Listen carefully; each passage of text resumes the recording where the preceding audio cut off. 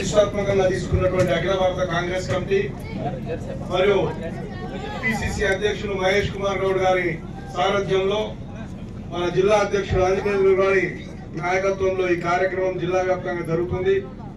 అందులో భాగంగా శివంపేట్ మండలం కార్యకర్తలు మరియు కాంగ్రెస్ కమిటీ ఇచ్చిన పిలుపు మేరకు ఈ రోజు చిన్నగొట్టుముట్ల క్రాస్ రోడ్ నుంచి గోమారం వరకు మరి జై బాపు జై భీమ్ జై సంవిధాన్ పాదయాత్రలో భాగంగా పాల్పంచుకున్న కార్యకర్తలందరికీ, నాయకులకు మరియు ముఖ్యంగా మీడియా మిత్రులందరూ కూడా ఆద్యంతం ఈ కార్యక్రమాన్ని కవర్ చేశారు. కాబట్టి మీకు కూడా ప్రత్యేకమైన ధన్యవాదాలు తెలుపుతూ, అందరికీ తెలుసు సోదరులు సవివరంగా చెప్పారు, రాజ్యాంగం రక్షించుకునే రోజులు వచ్చినాయి, దానికి తూట్లు పొడిచే రోజులు వచ్చినాయి. 11 సంవత్సరాల్లో దానికి విపరీతమైన ప్రయత్నాలు చేయడం జరిగింది. మరి ఇప్పుడు దేశంలో పాలిస్తున్నటువంటి బీజేపీ కానీ మరి మత శక్తులు అందరూ కూడా మరి ఈ ప్రజాస్వామ్య వ్యవస్థకు తూట్లు పొడిచి మరి బలహీన వర్గాలకు ఎస్సీ ఎస్టీ మైనార్టీల హక్కులను కాలరాసే కార్యక్రమం చేపడుతున్నారు.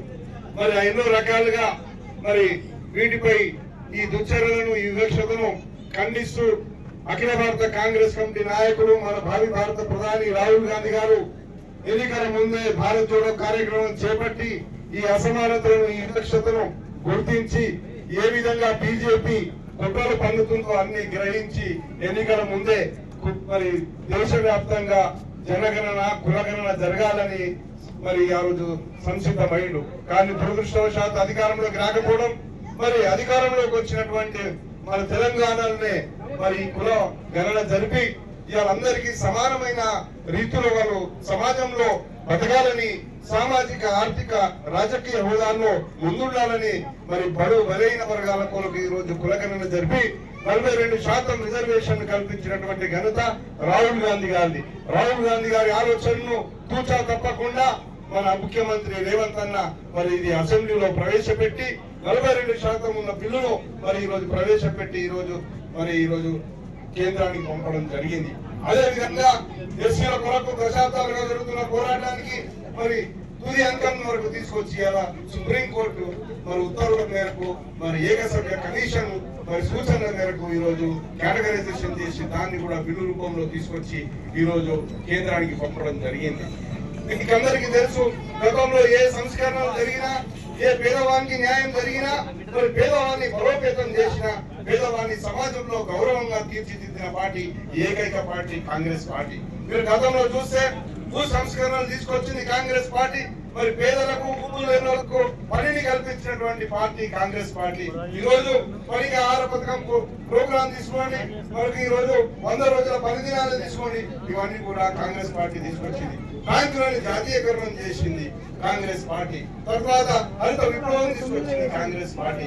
మరి తర్వాత ఇలా ఈ రోజు చేస్తున్నటువంటి ఏ పేదవాళ్ళింటికైనా ఒక ఇల్లు వచ్చినా, ఒక భూమి వచ్చినా, వారి సమాజంలో ఒక గౌరవం వచ్చిందంటే కాంగ్రెస్ పార్టీ. నేను ఈ రోజు బీజేపీ వాళ్ళని ఒక్కటే ప్రశ్న వేస్తున్నా, మీరు 11 సంవత్సరాలు పాలించారు, ఒక్క బడుగు బలహీన వర్గాలైనా, మరి ప్రజలైనా, ఎస్సీ ఎస్టీ మైనార్టీలైనా మాకు మీ ద్వారా, ఈ పథకం ద్వారా నాకు సమాజంలో లబ్ధి జరిగింది, సమాజంలో నా గౌరవం పెరిగిందని ఒక్క పథకం చెప్పాల్సిన బాధ్యత ఇలా బీజేపీ ప్రభుత్వం మీద ఉన్నది. అదే విధంగా కాంగ్రెస్ పార్టీ చెప్పాలనుకుంటే కోకొల్లలు. ఈ రోజు ఇప్పటికిప్పుడు మీకు తెలుసు 10 సంవత్సరాలు మరి బీజేపీ పాలించింది, ఇక్కడ బీఆర్ఎస్ పాలించింది. మరి ఏ పేదవాడు బలోపేతం కాలే.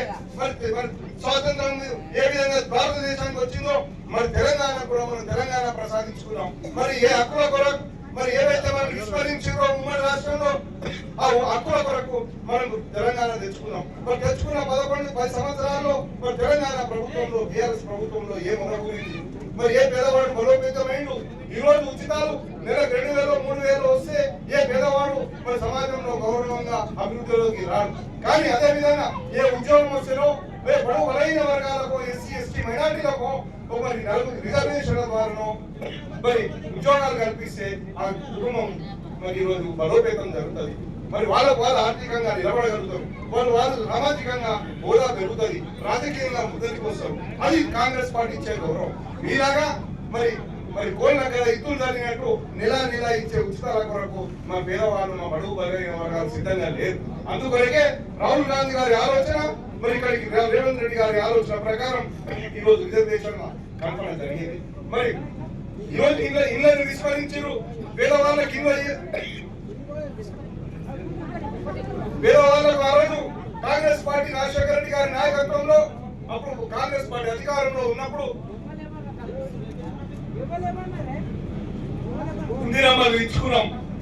బట్ గతంలో దాదాపు భూ సంస్కరణ తీసుకొచ్చినప్పుడు పేదలకు మరి ఎస్సీలకు కూడా భూములు ఇచ్చుకున్నాం. మరి రుణాల ద్వారా బావులు కొట్టించుకున్నారు. ఆయన ఆ రోజు బోర్డు లేవు. మా చిన్నతనాన ఆ రోజు బోర్డు వచ్చింది. మరి కన్నమ్మ బోర్డు వచ్చాయి. బోర్డు లేనప్పుడు బావులు ఉండే. బావులప్పుడు కూడా నేను ఎస్సీ ఎస్టీ మైనార్టీలకు నేను ఎంతో మందిని చూసా. ఆ రోజు ఇందిరాగాంధీ నాయకత్వంలో చాలా మంది పేదలకు రుణాలు అంది మరి బావులు కొట్టించున్నా. నా దగ్గర ఉన్న మా రామంతపూర్ తండాల ఆ రోజు సర్పంచ్ చాలా చిన్నోడు కావచ్చు, ఎంత ఏజ్లో కానీ నా ఏజ్ 54. నేను 11 సంవత్సరాలు ఉన్నప్పుడు నేను గమనించిన తిమ్మాయిపల్లి తండాల కానీ మా రామంతపూర్ తండాల కానీ చాలా మంది గిరిజనులు ఆ రోజు ప్రభుత్వం నుంచి వచ్చిన లబ్ధిని నేను కళ్ళారా చూసిన. ఇందిరమ్మని యాడ్ చేసుకున్న దినాలు నేను కళ్ళారా చూసిన. మళ్ళీ ఈ రోజు ఆ రోజు డబుల్ బెడ్రూమ్ ఎట్లా విస్మరించడం, ఈ రోజు మళ్ళీ మరి రాజశేఖర రెడ్డి గారు ఏదైతే ఇందిరమ్మ తీసుకొచ్చి ఆ రోజు పేదలను బలోపేతం చేసిండో, పేదలకు గౌరవం లభించిందో, మళ్ళీ అదే మరి ఇందిరమ్మ ఇంత పథకం దిగిందా పేదలకు సహాయం చేసే కార్యక్రమాన్ని మళ్ళీ రేవంత్ రెడ్డి గారి నాయకత్వంలో కాంగ్రెస్ పార్టీ సంసిద్ధత వ్యక్తం చేసింది. ఈ రోజు అప్లికేషన్లు తీసుకున్నాం, కార్యాచరణ సిద్ధమైంది. ఇది పేదని బలోపేతం చేసే కార్యక్రమమే. మరి కాంగ్రెస్ పార్టీ ఏ గ్యారంటీ తీసుకొచ్చినా, సోనియమ్మ ఏ గ్యారంటీ ప్రకటించిన ఎన్నికల ముందు ప్రతిదీ మరి పేదవాడిని బలోపేతం చేసే కార్యక్రమమే. కాబట్టి మేము కాంట్రాక్టర్లను పెంపొందించలే. మీ కుటుంబాన్ని మేము లక్షల కోట్ల రూపాయలను మేము దోటిదారిన కాళేశ్వరం గారిని ఇళ్ల కొంబలే మేము పారదర్శకంగా పాలిస్తున్నాం. ఖాళీ చేసిన ఖజానాలను ఒక ఆర్థిక క్రమశిక్షణతో పరిపాలిస్తున్నటువంటి ప్రభుత్వం రేవంత్ రెడ్డి గారి ప్రభుత్వం. తెలుసు, ప్రజలు కూడా అర్థం చేసుకుంటున్నారు.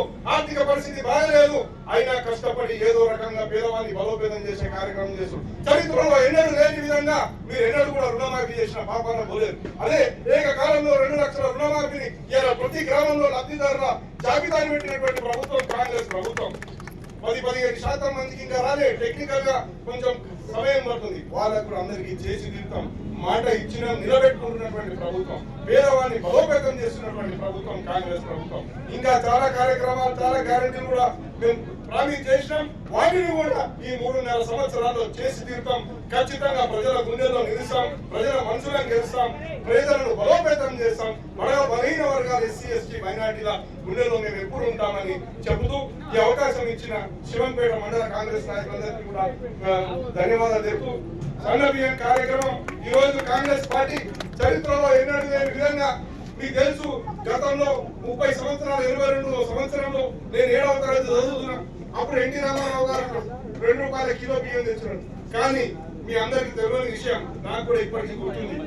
కోట్ల విజయభాస్కర్ రెడ్డి గవర్నమెంట్ లో మన కాంగ్రెస్ ప్రభుత్వం పేదలకు 90 పైసలకే మరి కిలో బియ్యం ఇవ్వాలని ఆ రోజు కాంగ్రెస్ పార్టీ ఆలోచన చేసింది. కానీ అప్పుడే ఎన్నికలు రావడం, అప్పుడు తెలుగుదేశం పార్టీ గెలవడం, వెంటనే ఎన్టీ రామారావు గారి నాయకత్వంలో 2 రూపాయల కిలో వెళ్ళింది. కానీ దాని ఆలోచనకు అంకురార్పణ చేసింది కాంగ్రెస్ పార్టీ.